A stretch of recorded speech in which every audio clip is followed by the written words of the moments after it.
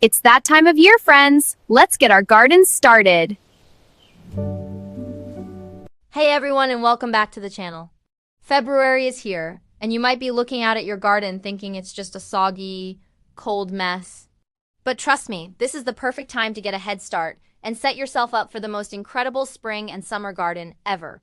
Today, I'm going to walk you through exactly what you should be doing right now to prep your garden. And we'll talk about the best times to start planting. So grab a cup of tea and let's get into it. First things first, let's talk about the big cleanup. If you didn't do a fall cleanup, now is your chance. Go out there on a dry day and start by removing all the dead leaves, fallen branches, and old annuals from last year. This isn't just about making things look tidy. It's super important for pest and disease control. A lot of nasty bugs and fungal spores love to overwinter in that debris, so clearing it out now means fewer problems later. While you're at it, give your garden beds a good weeding. Getting those weeds out before they have a chance to set seed in the spring will save you a ton of work down the line. Next up, let's focus on pruning. February is the ideal time to prune many of your trees and shrubs, especially deciduous ones like roses, fruit trees, and hydrangeas that bloom on new wood. Why now? You can also see the structure of the branches much more clearly without all the leaves. Pruning helps to improve the plant's shape, encourages healthy new growth, and can lead to more flowers and fruit.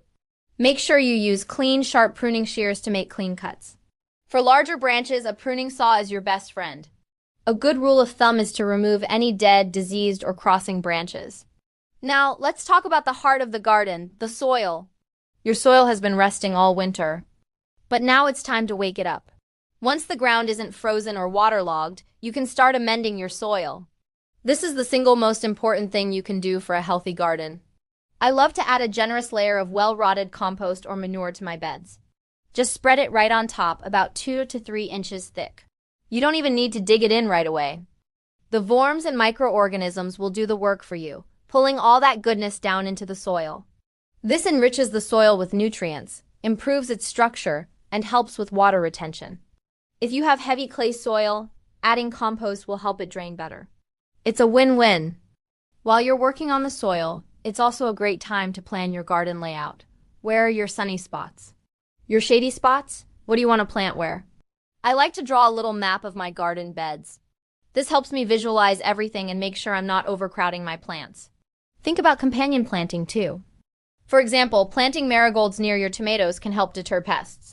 Planning this out now saves you from making last-minute decisions when you're standing in the garden center with a cart full of plants. So when can you actually start planting? This is the million-dollar question, and it really depends on where you live and what your last frost date is. You can easily find this information online by searching for your zip code plus last frost date. For many of us, this is especially true for plants that have a long growing season, like tomatoes, peppers, and eggplants. You can get seed starting trays, some good quality seed starting mix, and a sunny windowsill or a grow light. Starting seeds indoors gives your plants a huge head start, so by the time the weather is warm enough, you'll have strong, healthy seedlings ready to go into the garden. For things you can plant outside in late February or early March, think about cool weather crops. Things like lettuce, spinach, kale, radishes, and peas can handle a little bit of cold. You can direct sow these seeds as soon as your soil is workable. They're dormant and will start to wake up as the soil warms.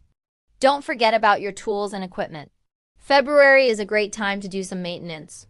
Clean and sharpen your shovels, trowels, and pruners. Make sure your lawnmower is working and the blades are sharp. Check your hoses for leaks. Getting all this done now means that when the busy spring season hits, you'll be ready to go. So there you have it, your complete guide to getting your garden ready in February. It might seem like a lot, but breaking it down into these smaller tasks makes it totally manageable. And believe me, the work you put in now will pay off tenfold with a beautiful, productive garden. Thanks so much for watching. And don't forget to subscribe for more gardening tips and tricks. Happy gardening, and I'll see you in the next one. Visit us in our Etsy store. We add something new all the time.